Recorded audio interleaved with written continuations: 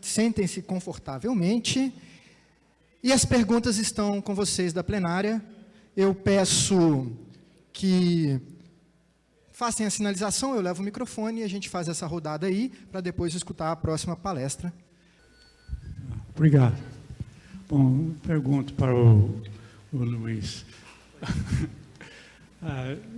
Sobre essa questão de se a falta de fertilidade do solo explica essas espécies que levam vários anos entre floração, etc.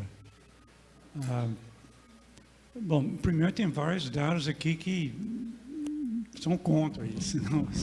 Essa primeira fertilização com esquadreira, e certamente a FEX vai dar muito mais dado.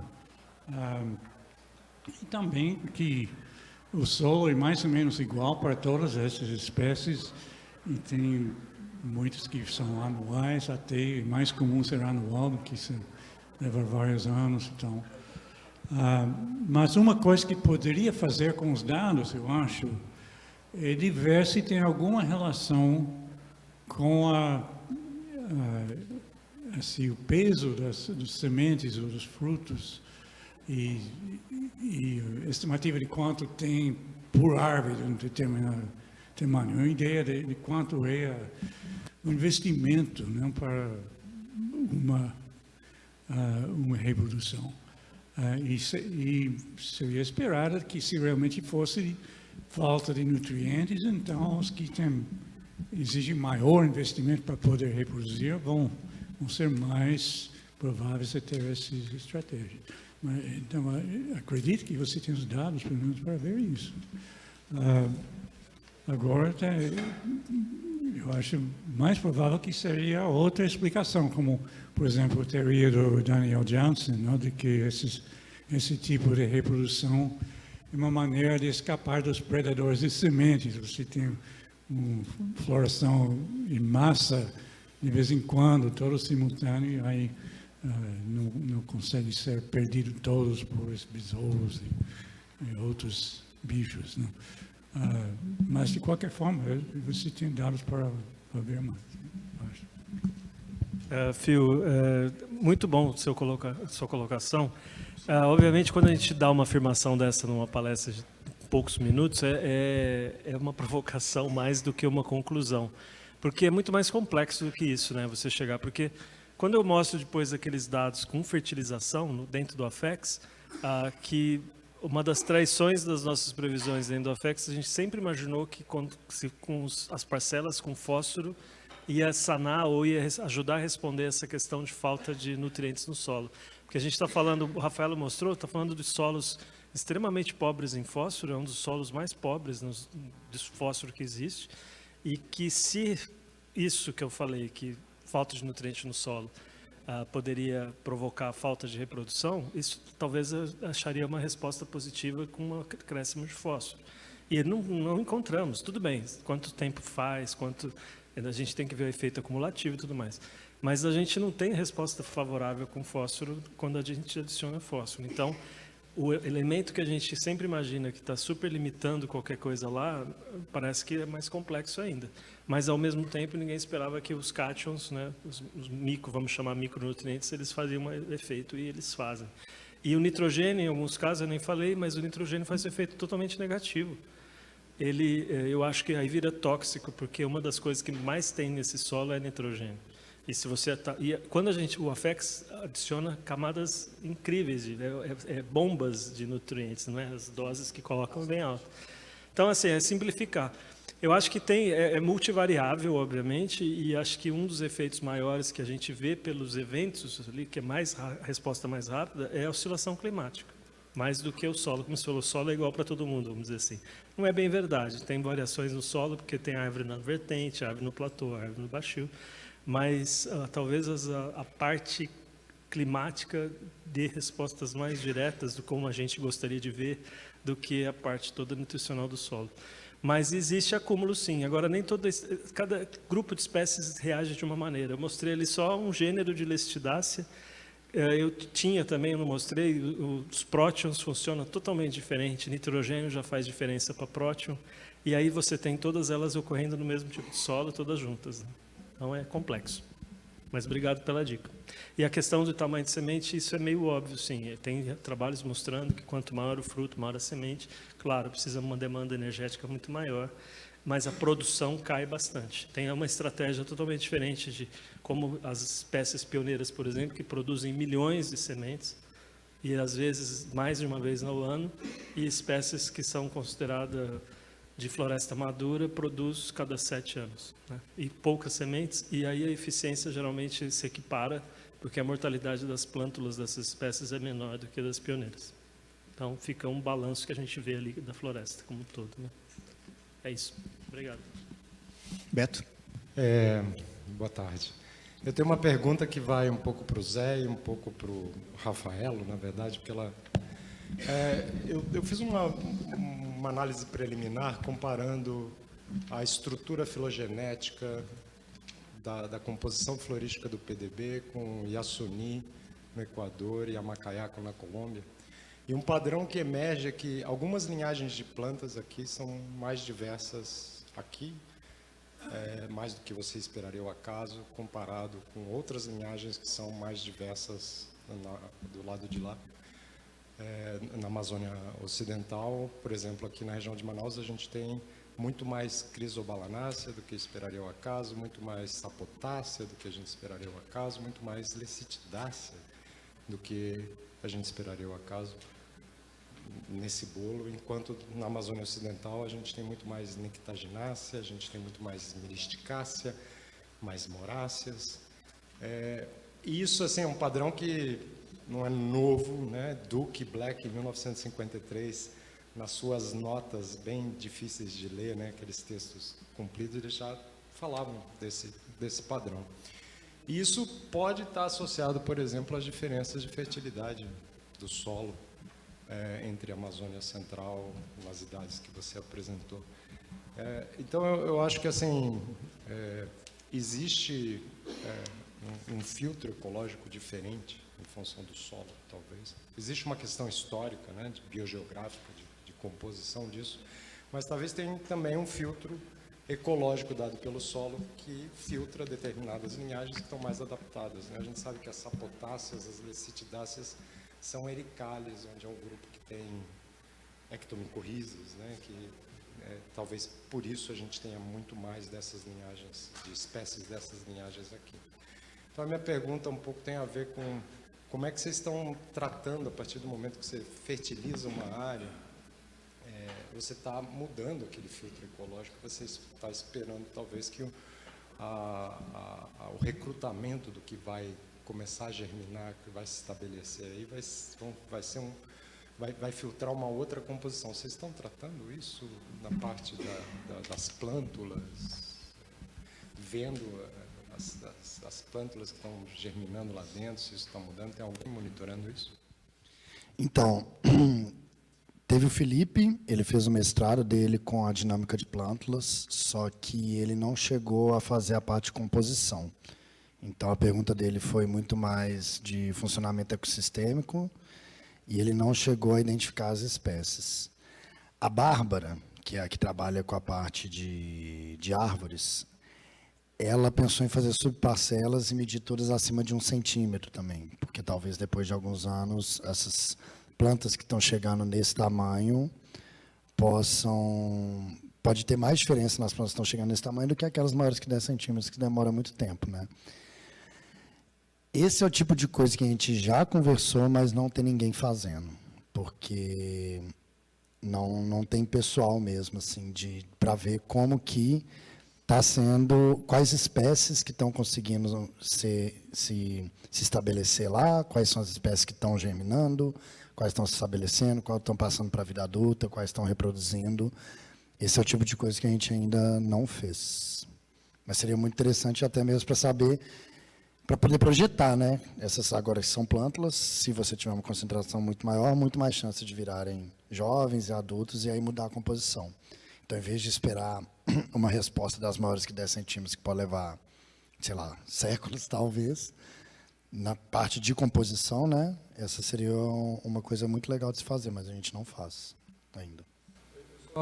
Só complementando isso, assim, novamente, né, eu falei de filogenia ontem, né, da importância. Eu acho que a incorporação da filogenia no entendimento é meio fundamental, porque os traits, na verdade, são, né, caracteres evoluídos em determinados contextos. E as réplicas que a gente tem, para ter independência nisso, a gente precisa ter em diferentes linhagens o mesmo padrão acontecendo para ter a réplica evolutiva e não ter dependências filogenéticas nesses aspectos, né? Isso é uma questão que toca, na verdade, o que vocês estão fazendo, mas também toca a parte da fenologia, né? Porque você selecionou na parte da fenologia as espécies mais abundantes do PDB, mas você tem 5 prótimos, você tem 4 Lecistidácea, não vamos chamar nem Schwalera, porque Schwalera não existe mais, a gente viu ontem, né? Ela deixou de ser um gênero, né? Já são vários gêneros. Então, acho que seria muito importante.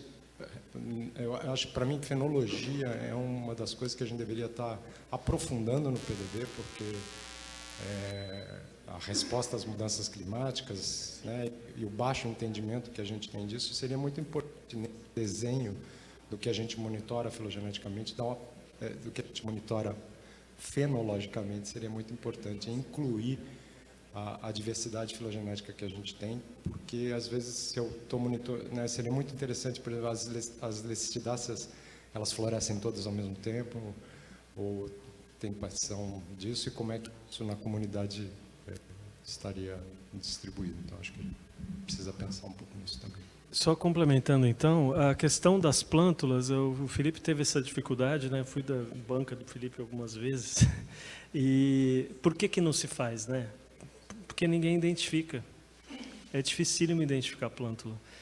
Poderia fazer através de experimento, aí seria legal, você, sei lá, faz um banco de plântula e vê o que acontece dentro dos tratamentos. Com a Bruna, que é a minha aluna agora ali da botânica, a gente chegou, vamos trabalhar com plântula, sim, do que? Heliconia acuminata. Por que será? Porque a gente aprendeu a identificar a Heliconia acuminata, tem uma história incrível dentro do PDB com a Heliconia, feito pelo Emílio Bruna e equipe, né? E a gente tá vendo que tem diferença nas classes etárias, sim, a fertilização tá afetando plântula. Não é, Bruna? Isso que a gente chegou na reunião semana passada, em conclusão, com as análises que ela está fazendo, ela está analisando agora. Não afeta juvenil e não afeta adulto, por enquanto, com a fertilização que o Rafael mostrou aqui, né, acumulação de não sei quantos anos e tal. Mas o que a gente ainda não conseguiu, e a Bruna está voltando para o campo, é que a gente quer saber se a qualidade desse fruto e semente está mudando. Porque se a gente está falando de nutriente, a gente espera que solos mais férteis estão produzindo frutos mais gostosos, sei lá, mais nutritivos.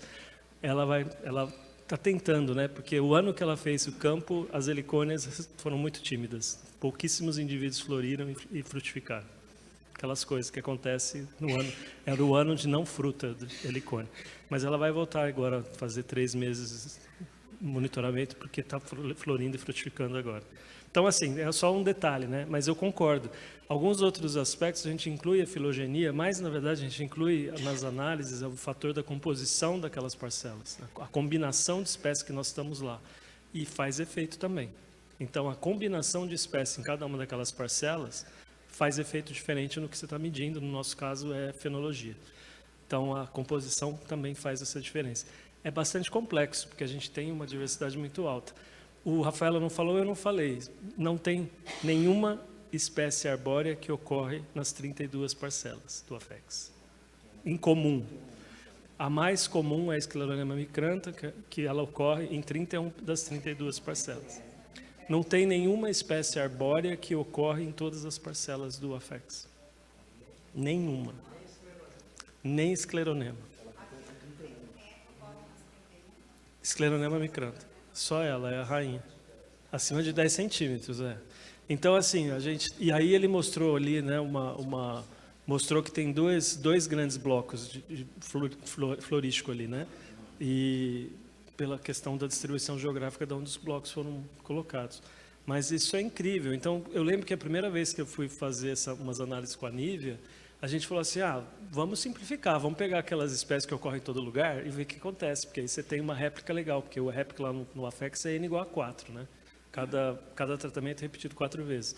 E aí a gente foi fazer uma análise quando chegou a lista de identificação botânica, que o Paulo, inclusive, apóstolo que fez, ajudou a gente a fazer isso, não tinha nenhuma que ocorria em todos os lugares. A escleronema, até uma parte da dissertação dela foi escleronema, porque era uma N igual a 31, né? Então, ótimo, vamos explorar mais isso aí. E é uma planta que produz flor e fruto todo ano. Então, isso ajuda bastante. Sim. Então, e a gente faz isso, a gente inclui nos modelos, às vezes, quando está analisando, a variável composição, sei lá, a gente não chega nas linhagens e tudo mais, mas não é tão detalhado como você mostrou ontem. Mas a gente leva em consideração a combinação de espécies que ocorrem em cada lugar. Tá?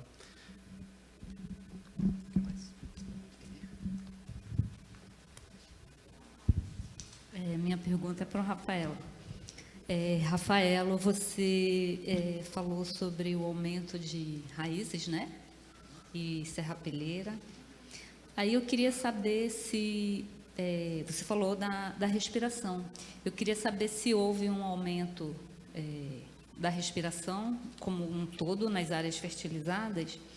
E eu ia perguntar também sobre essa coisa de crescimento de raízes, mas como você não tem espécies muito repetidas, né, no experimento lá de fertilização, eu queria saber se você também observou algum padrão de crescimento de raízes em algumas famílias.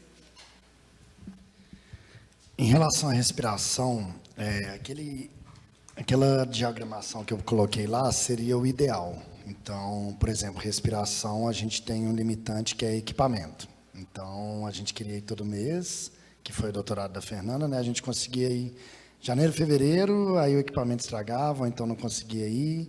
Então, foi um dado que foi muito picado. E isso foi até uma coisa que foi falada na defesa dela, que a robustez que a gente tem dos dados de produtividade, que a gente mostra que a produtividade realmente está aumentando com a adição de fósforo, a gente não consegue ter com a respiração. Então, nosso objetivo agora vai ser realmente focar em ter dados de respiração dos 3 componentes de forma muito mais robusta para poder responder essa pergunta direito, entendeu?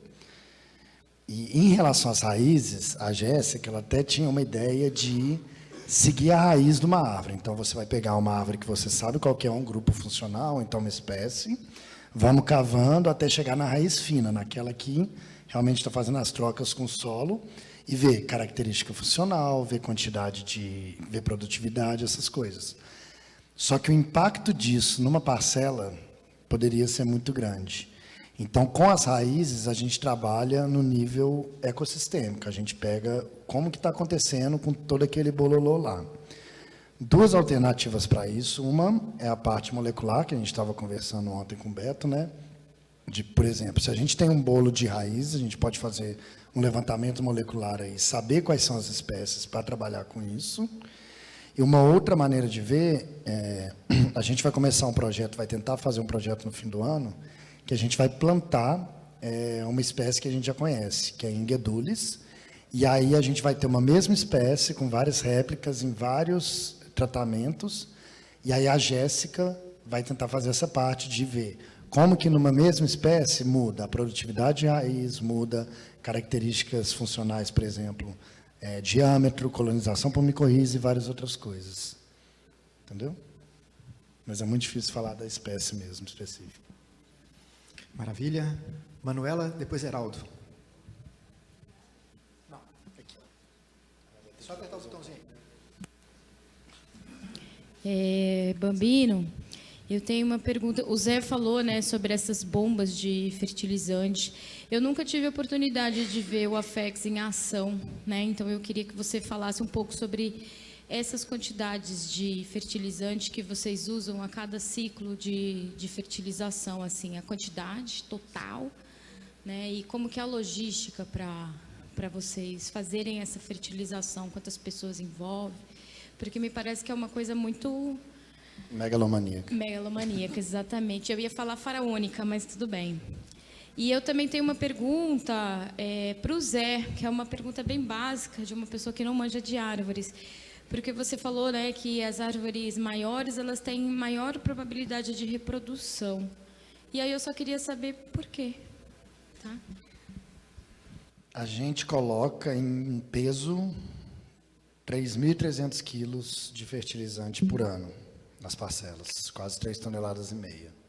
E o interessante de ver a fertilização é porque toda floresta com a ciclagem natural, ela vai ter um input natural de nutrientes ali dentro. Então, o fertilizante que a gente mais coloca, que é nitrogênio, a gente põe 125 quilos por hectare.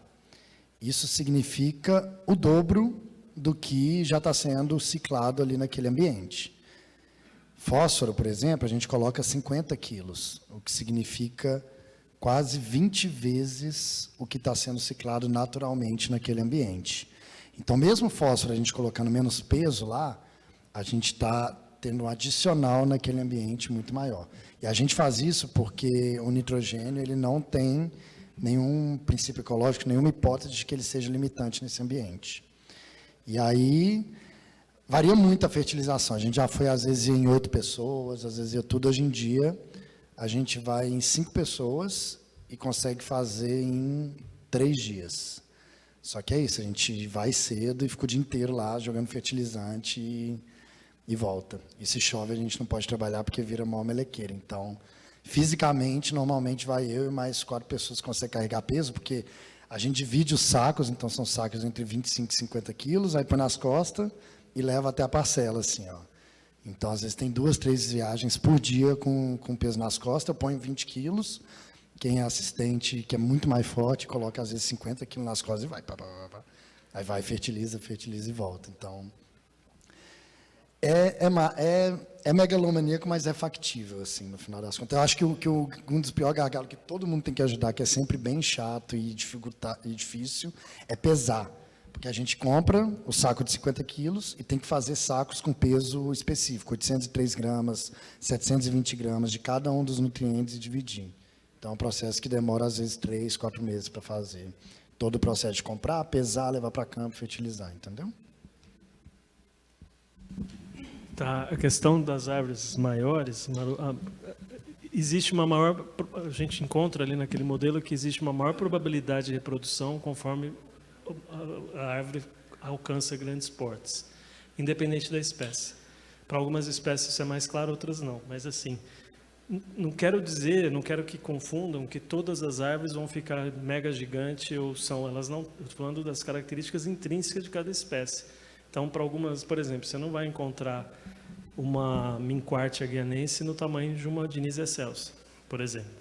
Mas quanto maior o porte de cada uma das espécies, maior a probabilidade de reprodução. E aí, no caso que eu mostrei que tem 2 grandes grupos ali, estrategicamente, dá para perceber que um grupo de árvores que eu geralmente ocupo o dossel e emergentes, elas têm uma estratégia mais de construir essa estrutura primeiro e depois começar a reproduzir. E, quer dizer, é um investimento energético bastante grande, porque ela não chega lá tão rápido, e, aliás, a maioria não chega rápido mesmo, e as outras, tem um outro grupo, são aquelas árvores que, com 10 centímetros de DAP, estão reproduzindo, mas elas talvez chegue a 40 centímetros de DAP, mas ela talvez não alcance uma posição de árvore emergente, nunca vai ser emergente, e talvez ela ocupe mais uma posição de subdossel.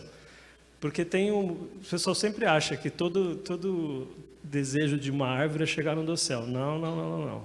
A maioria delas não querem chegar no ambiente de dossel, porque o ambiente de dossel é o ambiente mais extremo. É um deserto, o dossel é um deserto, é 15 vezes mais seco do que lá embaixo, recebe luz direta, então uma minquarte guianense, por exemplo, a cariquara roxa, ela é típica de subdossel. Se ela é exposta ao sol direto, ela tende a morrer. Então, claro, nas linhagens adaptativas ou evolutivas dessas plantas, elas encontraram maneiras de transformar a luz difusa em energia suficiente para fazer o que ela precisa fazer. E algumas não, elas preferem mesmo a luz direta e para isso precisa construir um prédio maior. Então, mas geralmente está associado com o tamanho dentro de cada espécie. Quanto maior o tamanho da árvore, mais probabilidade de reprodução. Isso parece uma coisa tão... Quem trabalha com fenologia está acostumado a entender melhor isso. É incrível a gente não saber nada de fecundidade das árvores. A gente não sabe. Então, tipo esse trabalho que parece... Nossa, estão descobrindo a roda. Quanto maior a árvore, maior a reprodução. Não é tão simples assim, porque a gente não... Primeiro, a árvore, o tamanho de árvore não significa nada em relação ao tempo de vida dela, né? Para começar, não é um organismo que você relaciona diretamente tamanho com idade, ou sei lá o quê. E a gente não sabe quando é o ótimo de reprodução delas, né? O que esse trabalho está mostrando é que o ótimo de reprodução dela é quando ela fica grande, de fato, dentro das especificações de cada espécie. E a gente não sabe o quanto ela vai chegar numa curva de senescência que ela deve estar produzindo talvez menos. E ela vai ser grande também. Então tem esses probleminhas, né? Mas aí quando a gente fala probabilidade, é quase ou que ela entre em reprodução quando ela estiver bem grande, no porte que ela vai chegar. Entendeu?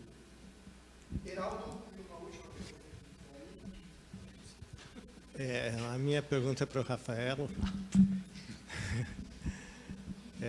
Ótima palestra sua, muito boa. A minha dúvida é o seguinte, como que vocês chegaram nas quantidades que vocês estão colocando? Que critério usou, né? E um comentário correlacionado a gente, quer dizer, foi o Emílio Bruna, né, que inventou o experimento de fertilização também lá no Cerrado, onde eu trabalho agora. E a base para escolher as quantidades que a gente escolheu seriam das projeções de quanto nitrogênio vai ter via deposição atmosférica no futuro, em função da intensificação da agricultura, né? Então, eu penso que uma das últimas provocações que você colocou na sua palestra era como que isso ligava com a SUFRAMA, tudo. Então, eu imagino que a intensificação da agricultura aqui seria um gancho com o que você está fazendo, ou seja, se vai começar a ter mais nitrogênio, o que isso vai acontecer. E minha última pergunta para você se você podia dar uma palhinha aí sobre os resultados do nitrogênio, né, que você focou basicamente no fósforo, se teve alguma resposta ou não. Primeiro, a escolha foi feita principalmente por comparabilidade de estudos. Então, algumas pessoas que vieram instalar o AFEX aqui, elas vieram do Panamá, não foi? Vieram do experimento de fertilização do Panamá. Então, um dos objetivos foi, vamos instalar e colocar quantidades parecidas para a gente poder fazer uma comparação de uma área que tem 5 vezes menos fósforo que aqui do que lá, né? E, então, essa que foi a decisão. Acho que não teve nenhum tipo de projeção de como que vai ser essa deposição no futuro, pensando já em mudanças climáticas e tudo. Foi uma coisa mais prática, pensando em como usar o que a gente encontrou aqui para comparar com outras áreas também, daqueles experimentos que eu mostrei no mapa. Em relação do nitrogênio, né?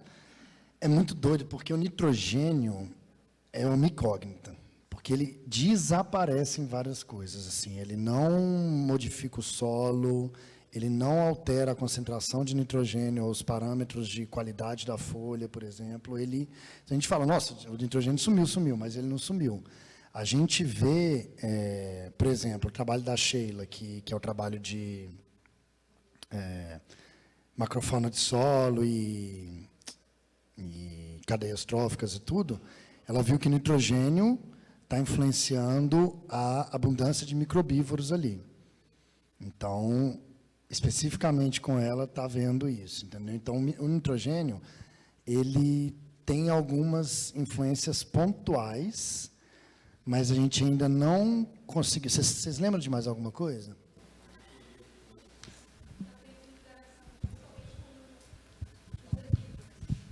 Com os animaizinhos. Ai. O que está aparecendo são com os resultados com os herbívoros, né? Quando a gente vê LMA, ou quantidade de herbivoria, a gente vê esse sinal de interação. Não sei se quer. Que eu e a Ana, ela fez a herbivoria também em folhas de dossel, enquanto eu fiz com espécies de plântulas no subbosque. E ambos os resultados deram aumento somente para nitrogênio na perda de área foliar para herbivoria. Acho que esse até o momento sim, é o resultado que a gente viu para nitrogênio mais expressivo nos nossos estudos. Eu só queria completar, quando a gente está fazendo as análises e entra nitrogênio no modelo, a tendência é de queda. Tudo que está dando algum aumento, alguma alteração, o nitrogênio joga para baixo. No caso do trabalho, não é de herbívoros e tudo mais, mas é do desempenho de uma planta, por exemplo, parece que o nitrogênio puxa para baixo. Mas ao mesmo tempo, quando a fenologia de Burseraceae, por exemplo, dos prótions principalmente, parece que o nitrogênio favoreceu. Então, eu acho que é tão multivariada a coisa que depende muito do que você está perguntando, qual organismo você está estudando, qual é a relação que você está estudando. Mas a gente não esperaria... Quando eu falo, no nosso caso, que puxa para baixo, a impressão que eu tenho é que o nitrogênio tem bastante naturalmente no solo. E ainda você acrescenta muito mais, a impressão que está ficando tóxico, no nosso caso, né? E os herbívoros estão gostando, né, das plantas cheias de nitrogênio. É um negócio... Não, as formigas, elas, eu não lembro agora exatamente o resultado, que é o Cláudio, ele é meu aluno, está terminando o doutorado. E ele, né, avaliou, tem uma parte comportamental das formigas, para ver se aumenta a agressividade. Tem uma parte de mudança temporal, porque ele fez 2 coletas, e tem uma comparação bruta do segundo ano de coleta com controle, né? E o fósforo, quase nada de efeito. O nitrogênio aparece, agora eu não lembro a direção, mas o que chamou a nossa atenção é que as formigas responderam positivamente em todas as análises aos cátions. Que, de novo, eu estou achando que elas não leem inglês. Elas estão lendo só outra língua, porque não era esperado, né? A gente esperava com fósforo. Não, sódio não está no caso, não. Magnésio. Enfim, mas tem uma resposta de nitrogênio. Eu posso olhar ali, daí eu te falo. Não lembro de cabeça. Para fechar aqui, uma última pergunta. Por favor, Mário. Pediram para a gente ficar em pé e se apresentar, porque está filmando. Sou Mário Conraft, do INPA, e minha pergunta é para o Fabrício. Eu não sei se eu perdi o bonde, se eu errei na minha interpretação, mas eu estava pensando sobre aquele gráfico onde você mostrou comunidades amostradas em 3 anos diferentes e com mais semelhança entre as amostras do mesmo ano do que a mesma parcela em diferentes anos. E me ocorreu talvez uma possível explicação mais metodológica, que seria a mudança de equipe. Uma equipe que tem uma tendência uma facilidade de perceber certos táxons ou certos fenômenos, diferente do que em outro ano. Isso é possível ou relevante? Então, pode ser, mas a gente tentou controlar ao máximo usando ali a gente só incluiu dados de Pitfall, que você cava um buraco com um cavador, bota um copo, volta 2 dias depois e retira, né? Ali no café o Dadão falou, mas você deu uma olhada se choveu durante as coletas, que a gente fica uns 15, 20 dias coletando, né? Ou um mês antes, né? Então, eu acho que é uma boa dar uma sapeada para ver se tem alguma mudança climática próxima, assim. Mas, daquele gráfico dos 3, a coleta, a mesma pessoa estava nos 3, entendeu? Ele só não triou os dados de 2014, mas 2006, 2012 e 2014 ele participou das coletas, foi o Jorge. Então, assim, um efeito assim, não intencional, mas causado pela pessoa, eu acho que não tem. Mas pode ter um efeito desse, sabe? Choveu 2 dias ali, afetou a coleta, ou foi um mês, choveu muito. A gente repetiu exatamente, é sempre em setembro que a gente vai lá, a coleta, comecinho de setembro. Até os dias são bem parecidos. Mas essa é uma coisa interessante. Isso dá para ver, se teve chuva. Então, eu vou ver se eu consigo levantar essa informação. Mas muda 50%, eu esqueci de falar isso. 50% das espécies que a gente coletou em 2006, a gente não coletou em 2012, e outras 50%, porque o número é quase o mesmo, muda 2, o número total. Então, entrou 50 novas. Daí, em 2014, a gente coletou só 50 das de 2012. E as outras que entraram, algumas foram novas, outras tinham sido coletadas em 2006. Elas mudam.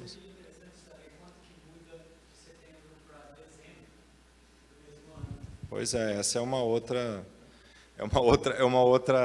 frente também. A gente não tem um baseline ainda muito robusto sazonal, entendeu? Formiga não era para ter, né? De novo, se elas estão lendo os livros, a gente não sabe. Parece que elas não estão lendo, porque elas são coloniais. Então, tecnicamente, né, o bichinho está lá. Lembra muito uma planta. Elas se mudam, rola uma mudança ali, mas é bem menos. Então, assim, um ninho de ata, por exemplo, 300 metros de diâmetro, ele vai ficar ali até acabar, né? Então, a gente esperava uma mudança menor nesses bichos coloniais, né? Mas elas estão mudando pra caramba, não estão nem aí, né? Então, pode ser um efeito amostral mesmo. Não tem como descartar. O jeito é aumentar a réplica, continuar coletando. E vamos ver se a gente pega.